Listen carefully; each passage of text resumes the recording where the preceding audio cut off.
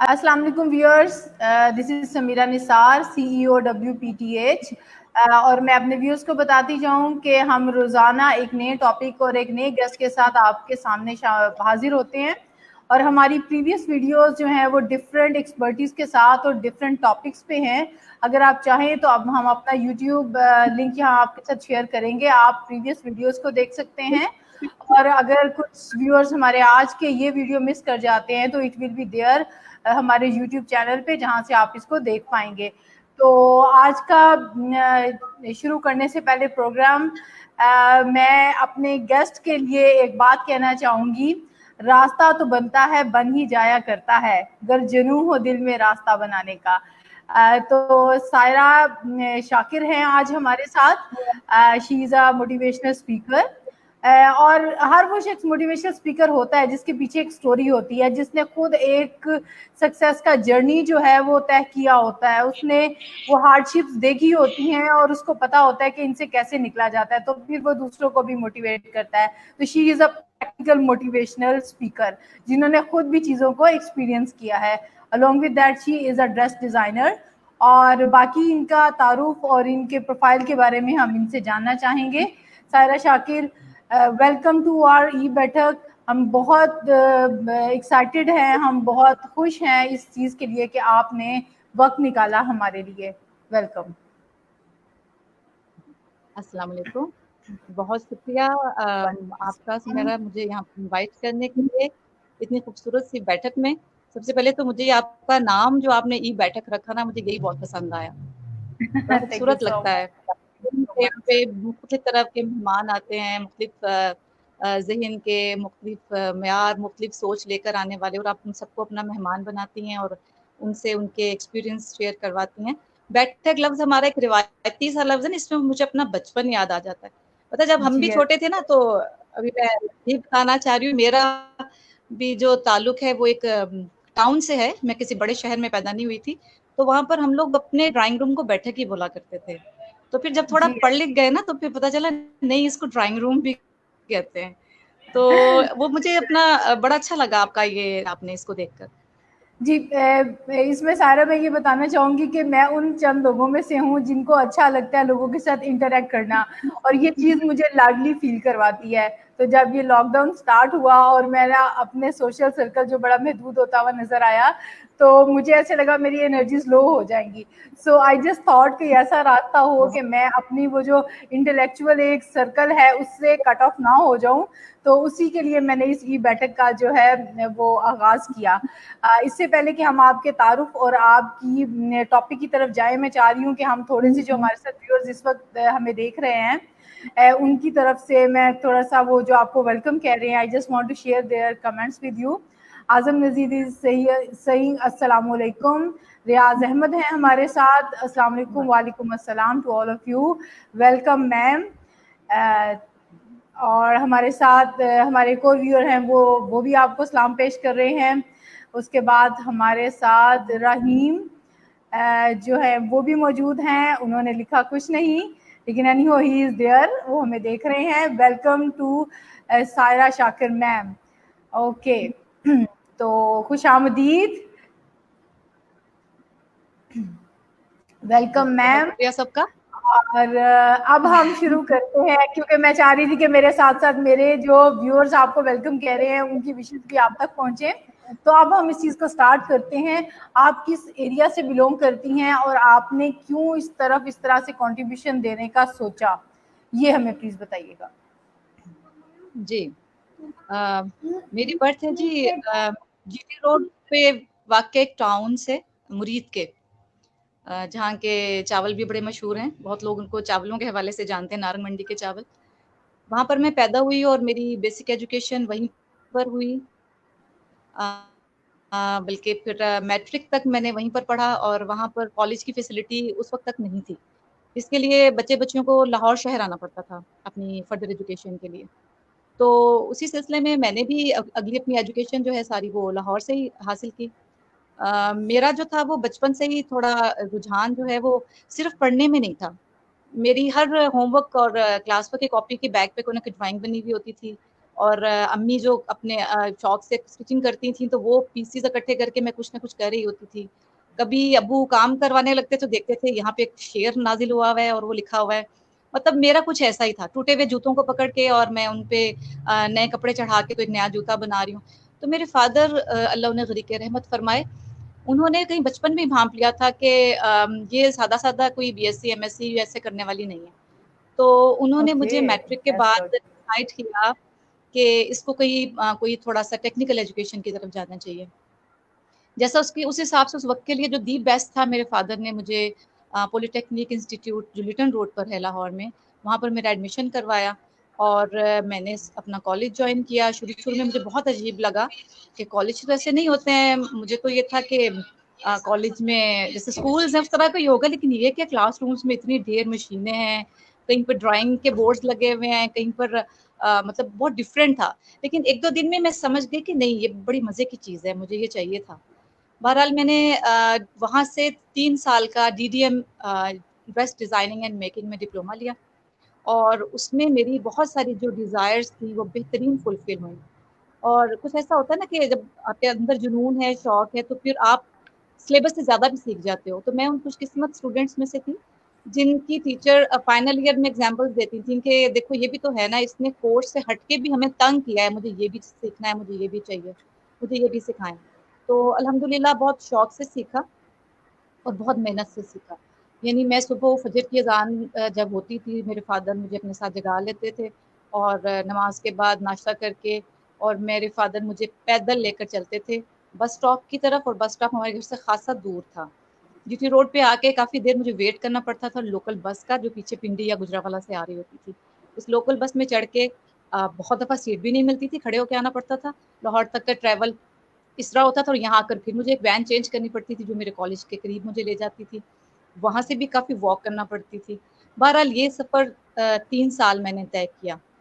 सर्दी-गर्मी झेली और एक चीज़ मैं हमेशा मुझे याद आती है और मैं कभी भूलना भी नहीं चाहूँगी कि जब शदीद गर्मियों के दिन होते थे ना, तो मीनार-ए-पाकिस्तान के स्टॉप पे खड़े हुए जब मेरे पाँव के तलवे जल रहे होते थे और ऊपर से सूरज की आग बरस रही होती थी, तो मैं अपने अल्लाह मियाँ से बातें किया करती थी कि या अल्लाह आप देख रहे हैं ना मैं कितनी तकलीफ़ में हूँ, तो मुझे यकीन है मुझे इसका फल देंगे।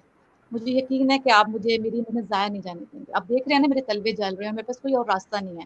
मुझे इस धूप में ही खड़े रहना जब तक बस ना आ जाए और मैं उसमें सवार ना हो जाऊँ। तो ये चीज़ मैं हमेशा खड़े-खड़े अपने रब से बातें करती थी। और 3 साल ये पूरे हुए तो उसके बाद तीसरे साल में मुझे क्योंकि आगे पढ़ना था, मुझे यहाँ रुकना नहीं था, मुझे बहुत पढ़ना था। तो तीसरे साल में मुझे ये पता चला कि पंजाब यूनिवर्सिटी ने हमारे इस डिप्लोमा की जो इक्विवेलेंसी है एफए की उसको कैंसल कर दिया। तो मेरे लिए ये बड़ी एक शॉकिंग न्यूज़ थी और बहुत मेरे लिए एक सदमे की बात थी कि मुझे तो आगे चलना है, तो ये 3 साल मेरे क्या मैं मैट्रिक ही रह गई। बहरहाल मैंने क्या किया कि बगैर कुछ वक़्त ज़ाया किए मैंने एफए की बुक्स घर में मँगवाई कि अच्छा अगर यही बात है तो मैं प्राइवेट एफए कर लूँगी और बगैर किसी ट्यूटर, बगैर किसी अकेडमी के मैंने वो बुक्स खोली और उसकी तैयारी की, एफए का एडमिशन भेजा और मैंने एफए के एग्ज़ाम्स की तैयारी शुरू कर दी। अब हुआ ये कि उसी ड्यूरेशन में आपको पता है एफए के 1 माह के बाद ही फिर बीए के एग्ज़ाम्स आ जाते हैं, एडमिशन आगे-पीछे ही होते हैं। पता नहीं क्या रब तआला ने मेरे ज़हन में डाला कि मैं क्यों ना अपने डिप्लोमा की बेस पे ट्राई तो करके देखूँ एडमिशन भेज के, ज़्यादा से ज़्यादा बीए के एग्ज़ाम्स के एडमिशन मेरा नहीं होगा, कैंसल कर देंगे। अच्छा वो मैंने एक बार ना उसको अपने फादर से मशवरा करके उन्होंने मेरा एडमिशन भेज दिया। मतलब एफए का तो गया ही गया लेकिन मैंने बीए का भी भेज दिया, एक ही साल में। अब वो करके मैं एक्चुअली भूल गई ना, वो तो एक सिर्फ़ मैंने हवा में तीर चलाना था, चला दिया। अच्छा जिस दिन मेरे एफए का आखिरी पेपर था और बाहर एग्ज़ामिनेशन हॉल के बाहर भाई मुझे लेने आए हुए थे, तो मैं बड़ी रिलैक्स के किताबों को एक तरफ रख के ना आज तो खूब मज़े की नींद पूरी करूँगी। तो जब मेरा भाई गेट पर आया तो मुझे कहता है, "अच्छा वो सुनो वो तुम्हारा ना बीए का रोल नंबर आ गया।" तो वो मेरी तो मतलब बात बहुत अच्छा ये हो गया? क्या मैं तो फीलिंग भूल थी ही आपकी? गई आप थी। खुश भी थी और वो एकदम से फिर ना खत्म होने वाला, फिर सफ़र शुरू? और अब मुझे ये भी याद नहीं कि मैंने सब्जेक्ट्स कौन से लिख के भेजे थे, ना कोई मेरे पास बुक्स थी, ना कुछ। मैंने सेम डे जो है वो जाते ही मैंने कहा आज ही बुक्स लेकर आओ। फिर मैंने बीए की बुक्स मँगवाई और मैंने फिर क्योंकि मैं वक़्त ज़ाया नहीं करना चाहती थी, मैंने उसी दिन से बीए के एग्ज़ाम्स की तैयारी शुरू की, दिन-रात एक किया, फिर बगैर अकेडमी, बगैर ट्यूटर, बगैर किसी हेल्प के, अल्लाह ताला की मदद थी और दिन-रात पढ़-पढ़ के और करके तो मैंने बीए के एग्ज़ाम्स दे दिए। अल्हम्दुलिल्लाह मुझे दोनों के रिज़ल्ट्स में बहुत अच्छे मार्क्स मिले। और मेरे फादर हमेशा बड़े प्राउडली, कभी मौका मिलता था तो ये जिक्र करते थे कि भाई ये रिकॉर्ड है, मेरी बेटी ने 1 साल में एफए और बीए दोनों के एग्जाम्स दिए और दोनों को बहुत अच्छे नंबरों से पास किया। दैट्स तो इसमें मुझे बड़ा तो अल्लाह पाक ने साथ दिया और ये बिल्कुल, काम हो गया। बिल्कुल ऐसे ही है। सारा यहाँ पे मैं लेकिन अप्रिशिएट करना चाहूँगी आपके फादर को कि उन्होंने अक्सर ऐसे होता है कि बेटियों के मामले में वालिदैन जो होते हैं वो उनकी तालीम, उनके ड्रीम्स और उनके फ्यूचर से ज़्यादा उनकी सेफ्टी और सिक्योरिटी का सोचते हैं। ये नहीं कि वो उनके बारे में बुरा सोचते हैं, लेकिन उनका पॉइंट ऑफ व्यू थोड़ा और होता है। बहुत कम ऐसे होता है, बल्कि लड़के या लड़कियाँ इकट्ठे अगर बच्चों की हम बात करते हैं तो भी पेरेंट्स ये देख रहे होते हैं कि वो बच्चे को क्या बनाना चाहते हैं। वो ये बहुत कम देखते हैं कि हमारा बच्चा किधर जाना चाह रहा है। तो यू आर ब्लेस्ड एक्चुअली कि आपके फादर ने ये चीज एक्नॉलेज की, उन्होंने इसको आपके वो हिडन जो एलिमेंट था, जो आपका एक पैशन था, उन्होंने उसको पहचाना, फिर उन्होंने आपको उसके लिए आज से कई साल पहले ऑब्वियसली लाहौर ट्रैवल करना और 1 2 3 4 दिन के लिए नहीं 3 साल के लिए आना, it was a big deal. और फिर माशाल्लाह आपने कामयाबियां हासिल की और आप तरक्की की जो है वो सीढ़ियां चढ़ती गई। फिर आपने अपने इलाके के लिए क्या वैल्यू ऐड करने की कोशिश की? क्या इसके पीछे भी कोई रीजन थी या आप जी, क्या इसका मोटिव क्या था? क्योंकि मैं वहाँ पर पली बड़ी थी तो मैं देखती रही वहाँ पर क्या सिलसिला है। बच्चियों को कुछ भी तालीम, जो बेसिक तालीम है वो भी बड़ी मुश्किल से ही मिलती थी। और फिर वही जैसे मैंने आपको बताया, कुछ भी बच्ची कोई हुनर सीखना चाहती है तो उसको लाहौर ही आना पड़ता था, वहाँ पर कोई ऐसा इदारा नहीं था। तो जैसे ही मैंने ये ग्रेजुएशन की तो मुझे ये ख्याल आया कि मैंने जो इतना कुछ सीखा है मुझे इसमें कुछ और ऐड कर लेना चाहिए, जो कि कॉमन घरों में खवातीन की ज़रूरत होती है। तो मैंने फिर कुछ शॉर्ट कोर्सेज सेपरेट, मतलब मुख्तलिफ जगहों से मैंने ना शॉर्ट कोर्सेज भी कर लिए। तो उसके बाद मैंने क्या किया कि अब कुछ बहुत बड़े बड़े प्लान्स नहीं थे, बस एक चीज़ हमेशा से होती थी कि मुझे कुछ करना है, मुझे जो मिला है मुझे उसको तकसीम करना है। ये बात अल्लाह ताला ने शुरू से ही ज़हन में डाली हुई थी।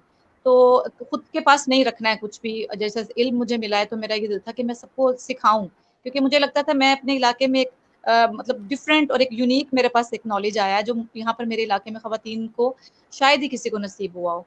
तो मैंने फिर अपने घर की उस बैठक को मैंने अच्छा, हुनर अकेडमी बेटेक से बनाया। एफिलिएशन है, बेटेक से एफिलिएशन है, इसीलिए आपको ये वर्ड इतना अपील कर रहा था।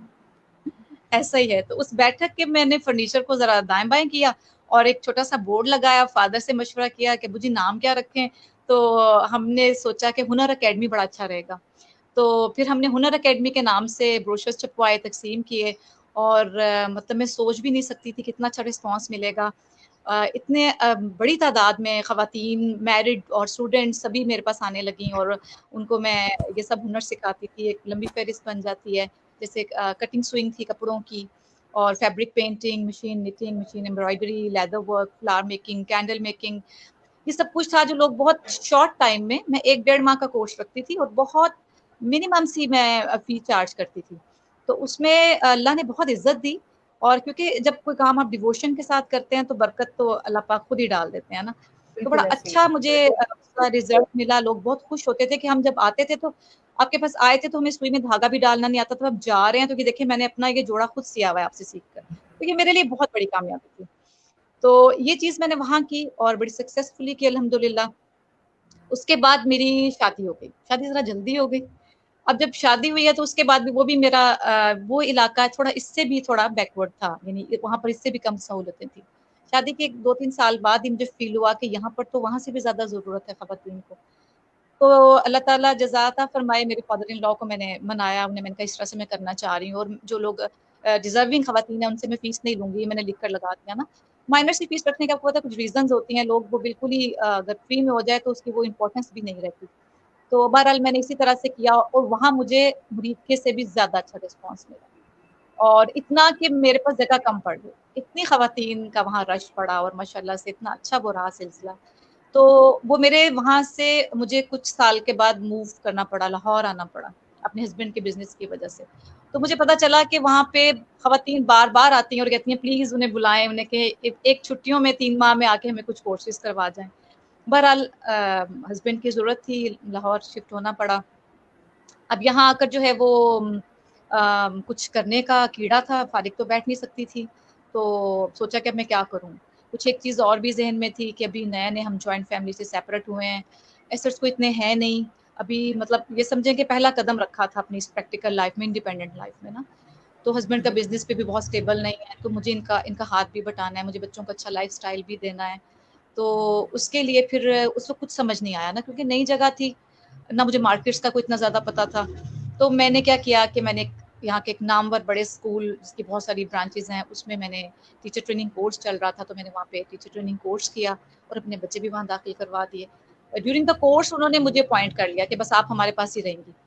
तो मैंने वहाँ पे टीचिंग शुरू की। 2-3 माह के बाद मुझे अंदाजा हुआ कि नहीं, मेरा मटेरियल इस वाली टीचिंग वाला नहीं है, मैं हक अदा नहीं कर पा रही हूँ। तो मैंने वहाँ से माजरत की और घर वापस आ गई। लेकिन अब ज़ाहिर है वो कुछ करने वाली चीज़ ने मुझे चैन नहीं लेने दिया ना, तो उसमें फिर मैंने देखा कि मैं क्या कर सकती हूँ। तो मेरा मेरे पास टोटल 10,000 रुपए थे, जो मेरे पास टोटल एसेट था मेरा, मेरा पर्सनल। मैंने सोचा कि मैं इसका मटेरियल खरीदूँ, और मेरे वो पिछले इलाकों में मुरीदके में, कामोकी में हाथ की कढ़ाई का बहुत अच्छा काम होता है। तो क्यों ना मैं यहाँ से अपनी ख़वातीन को भी हेल्प करूँ और इस काम को आगे बढ़ाऊँ। मैंने मटेरियल लिया और अपने इलाके में जाकर तो मुख्तलिफ घरों में जा जाकर ख़वातीन को मैं तक़सीम करती थी एम्ब्रॉयडरीज़ के लिए ना, वहाँ मिरर वर्क था और अड्डे का काम, ये सब कुछ। तो एक एक्सपेरिमेंट था। अब मुझे मेरे बायर्स का नहीं पता था वो कहाँ हैं। तो फिर ये ख़्याल आया कि अच्छा, जिस स्कूल में मैंने जॉब की है, इतनी बड़ी तादाद में टीचर्स हैं, स्टाफ है, मैंने वहाँ से शुरू किया, फिर फैमिली, फ्रेंड्स, नेबर्स में। तो अल्हम्दुलिल्लाह बड़ा अच्छा रिस्पॉन्स मिला वहाँ पर भी मुझे। उसके बाद फिर ये सिलसिला भी मेहनत का चल ही रहा था, तो एक हमारे बहुत पुराने दोस्त, मेरे हस्बैंड के फ्रेंड, वो कनाडा से पाकिस्तान आए हुए थे। तो उन्हें वो मिलने के लिए आए, तो उन्होंने देखा कि मतलब एक साइड पे इतने अच्छे-अच्छे जोड़े रखे हुए हैं, ड्रेसेस रखे हुए हैं, तो उन्होंने पूछा, तो मेरे बताने पर कि मैं ये शौक रखती हूँ और ये मैं काम करती हूँ। तो उन्होंने अपनी बीवी से कहा कि तुम भी तो फारिग हो, तो क्यों ना कुछ कपड़े बनवा कर तुम कनाडा ले जाओ। उन्होंने एक अच्छी बड़ी रकम मेरे हाथ में पकड़ाई और कहा, 1 महीना मैं पाकिस्तान में हूँ, आप ड्रेसेस तैयार करें और हम इनको साथ लेकर जाएँगे। मेरे लिए वो बहुत-बहुत खुशी का वक़्त था और बहुत यानी मैं सोच नहीं सकती थी कि इतनी बड़ी अमाउंट कोई मुझ पे ट्रस्ट करके मेरे हाथ में देगा और मेरा काम अब मुल्क से बाहर जाएगा। बहरहाल मैंने उनके उस काम पर वाक़ई दिन-रात मेहनत की, छोटे-छोटे बच्चे थे, उनको समझाया और उनको सुलाने के बाद मैं रात के 2-3 बजे तक बैठ के स्केचेस बनाती थी ड्रेसेस के और लिस्ट बनाती थी मटीरियल की, और मैंने उतनी अमाउंट में जितने ड्रेसेस तैयार हुए उनके हाथ भेज दिए कनाडा। बहुत बड़ा इम्तिहान था मेरा भी और उन लोगों का भी, वो भी फर्स्ट टाइम कर रहे थे। लेकिन आफ्टर 1 और 2 वीक उन्होंने मुझे कॉल की कि भई एक भी सूट नहीं बचा, माशाल्लाह से बहुत लोगों ने पसंद किया है, फ़ौरन से अब एक नई शिपमेंट तैयार करें। ये सिलसिला आगे बढ़ता रहा और इसी तरह अल्लाह ने जब हाथ पकड़ना हो और फिर मुझे वो बात याद आती थी, मेरा पाकिस्तान की सड़क पे जलते हुए पाँव और सर पे सूरज की तपिश, कि अल्लाह ताला आप देख रहे हैं ना। अब ये वो वक़्त था कि जब मुझे ज़रूरत भी थी। मुझे ज़रूरत भी थी और मेरा शौक भी पूरा हो रहा था। तो जी, इसी से आगे एक और कदम बढ़ा। अमेजिंग। जी, जी। जी। अमेजिंग जर्नी सारा, अमेजिंग जर्नी। हम इसमें अपना टॉपिक, अपनी हर चीज़ जो है वो भुला के आपकी स्टोरी सुन रहे हैं। That is really you can say inspiring for us. और आपका ये सफ़र, आपकी ये सैक्रिफाइसेस, और उसके बाद आपको जब वो उसका फ्रूट मिला और वो चीज़ जो है ना, वो that is really you can say heart touching. तो आई जस्ट बिल्कुल। वांट कि हम इसको थोड़ा-सा और आगे की तरफ बढ़ाते हैं। जी। और आपका मतलब आजकल जिस तरह की आपसे बात हुई, तो आपने बताया कि आजकल आप उर्दू के हवाले से बहुत ज़्यादा काम कर रही हैं। ये तो आपने अपने इलाके के लिए किया, या आपका जो जी। पैशन था, आपने इसके अलावा उर्दू के लिए जो है अब आप उसके लिए आप क्या कंट्रीब्यूट कर सकती हैं, उसका आपने बेड़ा उठाया है। तो वी जस्ट वांट कि हम उसकी तरफ आते हैं ताकि हम उसको कनेक्ट कर सकें फिर अपने टॉपिक के साथ। जी। जी, ज़रूर। अच्छा, उर्दू का ऐसा है कि ये भी मेरा एक शुरू से ही बचपन से एक शौक रहा। मतलब हर बंदा ही अपने वतन से मोहब्बत करता है, सभी अपने देश से प्यार करते हैं। लेकिन कुछ जो थोड़े क्रिएटिव माइंडेड लोग होते हैं, वो थोड़े सेंसिटिव ज़्यादा होते हैं। तो इसलिए मुझे जी, अपने बिल्कुल। मुल्क से, अपने कौम से, अपने वतन से लेके कोई भी जो बात है ना, वो बहुत जल्दी और बहुत ज़्यादा फ़ील होती है। तो मुझे अपने वतन की हर चीज़ से बहुत प्यार है, यहाँ की खराबियों से भी बहुत प्यार है, क्योंकि मुझे उम्मीद है एक दिन वो ठीक होंगी, ज़रूर ठीक होंगी इंशाअल्लाह ताला। क्योंकि वो हमारी है ना, तो इसलिए वो अपनी हर चीज़ प्यारी लगती है। ज़रा तो नम हो तो ये मटी बड़ी ज़रख़ेज़ है साकी, तो बिल्कुल ऐसे ही है। सब जी। खैर होगी इंशाअल्लाह। तो उसमें लैंग्वेज का जो है वो शायद मैं इस तरह से इतना वो ना सोचती ना देखती, लेकिन मैंने अपने बच्चों से देखना शुरू किया कि हमारे बच्चों का जो ट्रेंड है वो इंग्लिश की तरफ बहुत ज़्यादा जाता जा रहा है, और उर्दू जो है वो उन्हें मतलब मुफ्त में मिली है ना, घर बैठे ही वो आगे सीख ली, तो उसकी कोई इम्पोर्टेंस इतनी वो मुझे नहीं लग रही। दूसरा, फिर मेरा विजन थोड़ा ब्रॉड इस तरह से हुआ कि मेरा मुख्तलिफ जहनों के लोगों में, मुख्तलिफ कम्युनिटीज़ में उठना बैठना हुआ, जैसे गाँव देहात की ख़वातीन में भी, और अपनी शौक को लेकर या अपने काम को लेकर बड़ी अच्छी-अच्छी फैमिलीज़ के लोगों में भी, पढ़े लिखे जो थे उस लेवल के। तो मैंने देखा कि हर जगह पर एक ना वो थोड़ा वायरस की तरह से इंग्लिश का वो एक हो रहा है कि ये बहुत ज़्यादा इसको ज़रूरी करार दिया जा रहा है, बल्कि उर्दू पर इसको प्रेफ़रेंस दी जा रही है।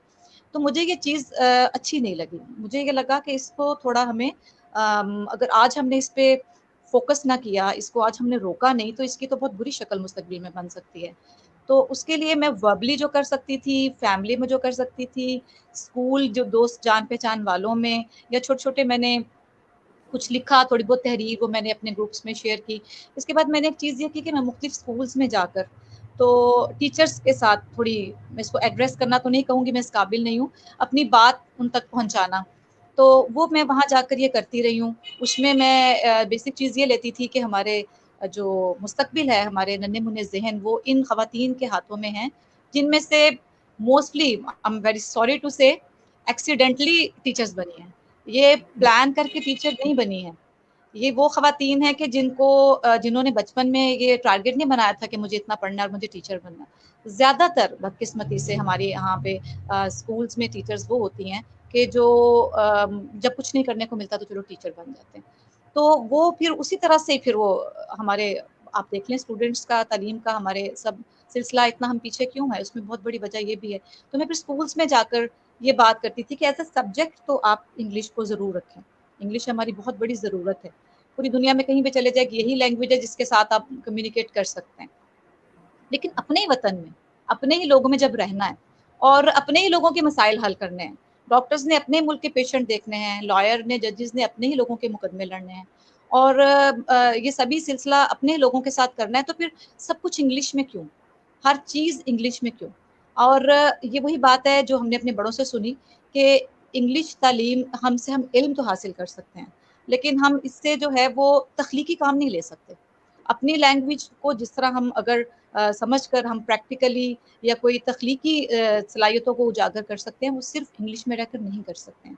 ये एक फैक्ट है। बिल्कुल। अब दूसरी तरफ ये कि हमने देखा कि ये मर्ज़ किस तरह, जैसे मैंने वायरस कहा, अब हो क्या रहा है, लोग कॉम्प्लेक्स में आ गए। लोगों को ये एहसास से कमतरी हो रहा है कि अगर मेरा बच्चा इंग्लिश नहीं बोलेगा तो क्या लोग कहेंगे? ये तो, इसका तो स्टैंडर्ड ही बड़ा लो है। और मदर्स जिनको नहीं भी इंग्लिश में बात करना आ रही है, वो भी ज़बरदस्ती से इंग्लिश बोलने की कोशिश करें, बल्कि बड़े मज़े-मज़े के लतीफ़े हो जाया करते हैं। तो इसी तरह की ज़बरदस्ती इंग्लिश बोलने वाले सिलसिले में। तो मैंने फिर ये चीज़ जो है ना, इसको सीरियस अपना वो बनाया कि मैं मज़ीद स्कूल्स में जाकर, जहाँ तक मेरी अप्रोच है, और मुख्तलिफ ब्लॉग्स के ज़रिए मैं उर्दू को प्रमोट करने के लिए और अपने बच्चों को ये बताने के लिए, बेटा बहुत कीमती असासा है हमारा, और कोई भी कौम हमने जो पढ़ा है, जो बड़ों से सुना है, अपनी ज़ुबान को छोड़कर किसी और ज़ुबान को सीखकर आज तक हमने वो कौम तरक्की करते हुए नहीं देखी। जिस कौम ने भी तरक्की की है, उसने अपनी ही ज़ुबान में रहकर की है। तारीख़ देख लीजिए, किताबें उठाकर देख लीजिए, कोई एक भी मिसाल नहीं मिलती कि अपनी ज़ुबान छोड़कर के किसी और देश की ज़ुबान को अपनाया है और उसको हमने तरक्की कर ली हो ही नहीं सकता, कभी हुआ ही नहीं। तो आज हम भी क्यों अपनी ज़ुबान से दूर भाग रहे हैं? हमने क्यों कॉम्प्लेक्स बना लिया है उर्दू को? हम क्यों ये समझते हैं कि सामने वाले से अगर हम इंग्लिश के चंद जुमले बोल देंगे तो हमारी वो एक सा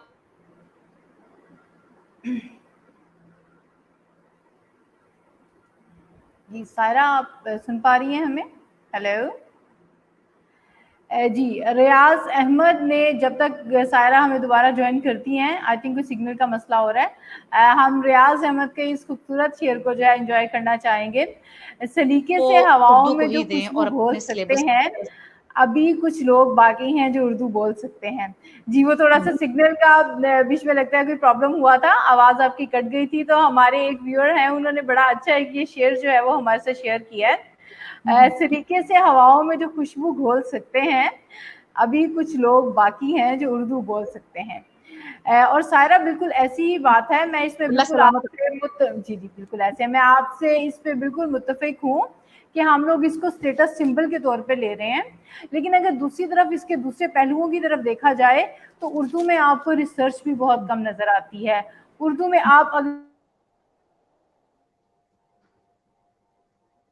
तरह से हम ट्रांसलेट करते हैं तो 50 to 60% आपको वही लफ्ज इंग्लिश का लफ्ज ही उर्दू में लिखा हुआ, रूमन जो एक नया ट्रेंड शुरू हो गया है उसमें लिखा हुआ नजर आता है।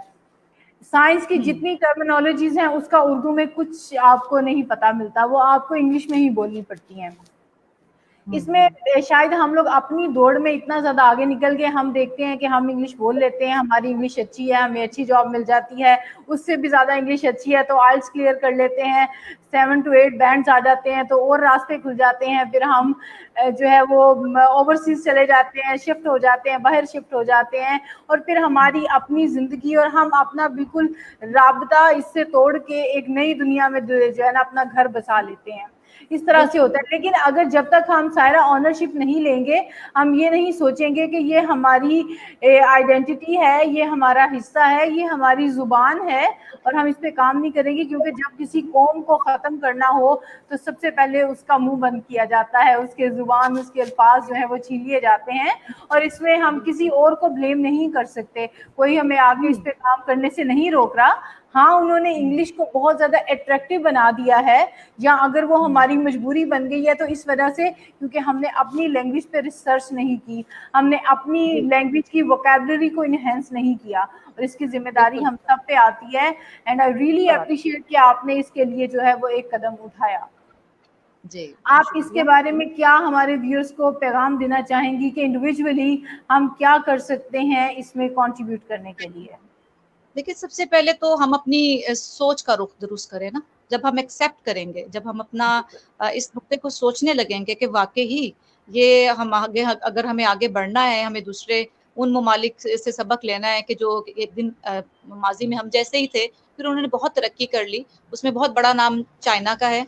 अगर उन्होंने अपनी जुबान आज तक नहीं छोड़ी तो वो तरक्की कर गए हैं ना, तो हम क्यों नहीं? हम अगर इस चीज़ को पहले तो एक्सेप्ट करें कि हम यहाँ पे गलती पर हैं, उसके बाद इंडिविजुअली अगर एक फर्द इस चीज को सोचेगा तो हमारी सबकी जुबान मिलकर ऊपर तक जाएगी ना, जहाँ पर अथॉरिटी है। अब मैं और आप यहाँ बैठकर इसकी जितना मर्जी इस टॉपिक पे बात कर लें, हम कुछ कर नहीं सकते सिवाय इसके कि हमने अपनी सोच लोगों तक फॉरवर्ड कर दी है। तो सबसे पहले तो इधर मैं थोड़ा सा इख्तलाफ करूंगी। हमने एक शरारत कर दी है, एक बीज बो दिया है, और आई एम होपफुल ये आगे जाएगी, बात आगे से आगे बढ़ेगी।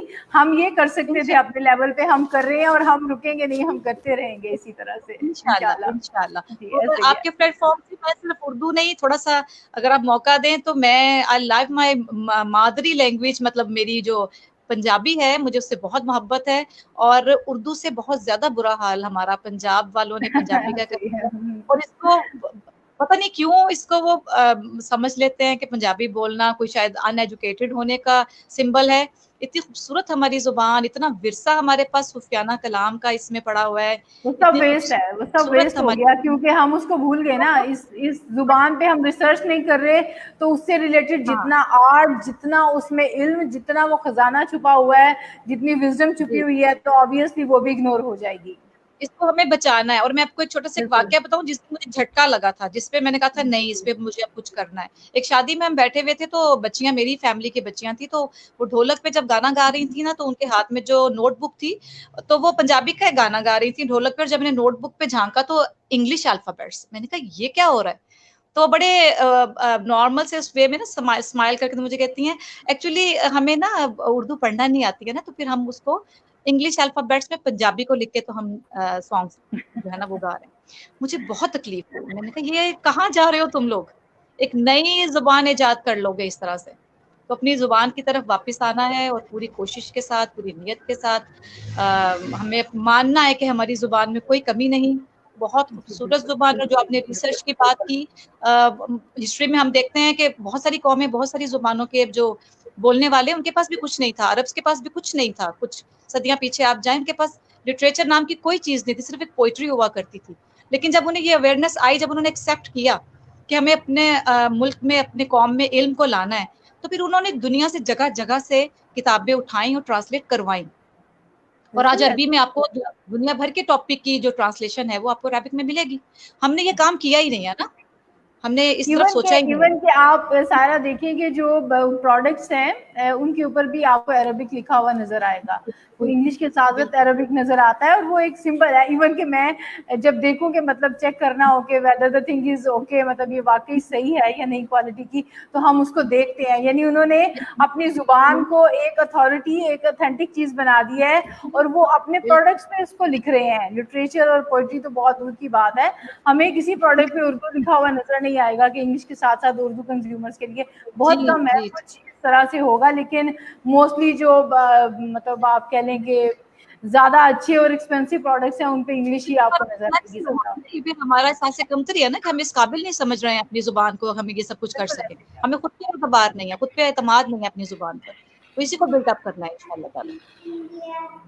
जी बिल्कुल ऐसे। आपके प्रोफाइल को देखें और आपके हॉबीज को देखें तो उसमें एक और चीज़ बड़ी नुमाया नज़र आती है कि माशाल्लाह आपको अल्लाह ताला ने बहुत खूबसूरत आवाज़ से भी नवाजा है। तो मैं ये चाह रही हूँ कि हम लोग इससे पहले कि अपने इस प्रोग्राम को इख्तिताम की तरफ लेके जाएं, आप हमें कुछ सुनाएं, कोई कलाम सुना दें, कुछ भी, एनीथिंग जो आप चाहें please.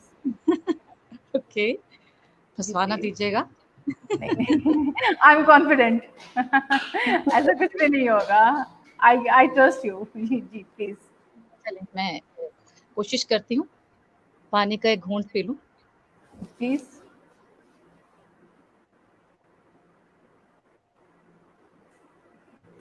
Faria thank you so much.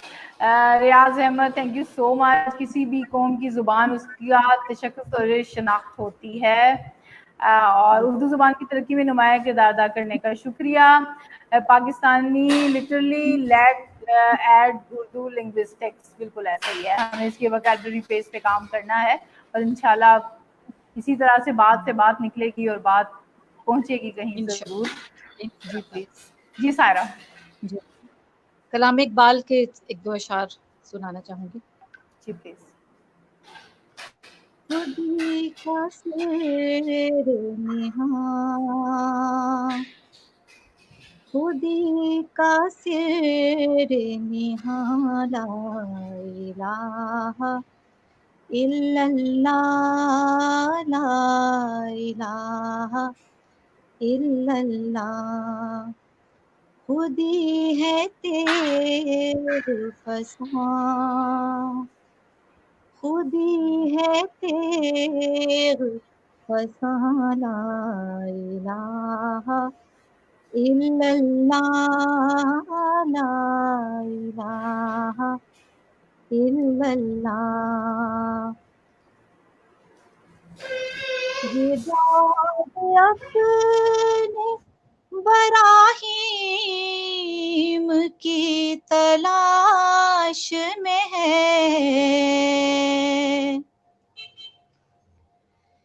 ये दौर अपने बराहीम की तलाश में है,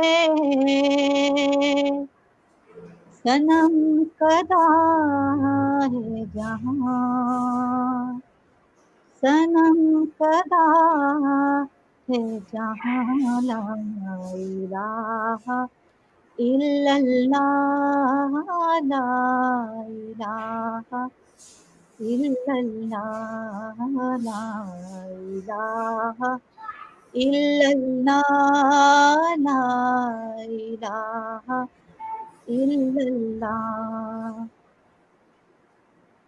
अगरचे बुत है जमात की आस्तीनों में, अगरचे बुत है जमात की आस्तीनों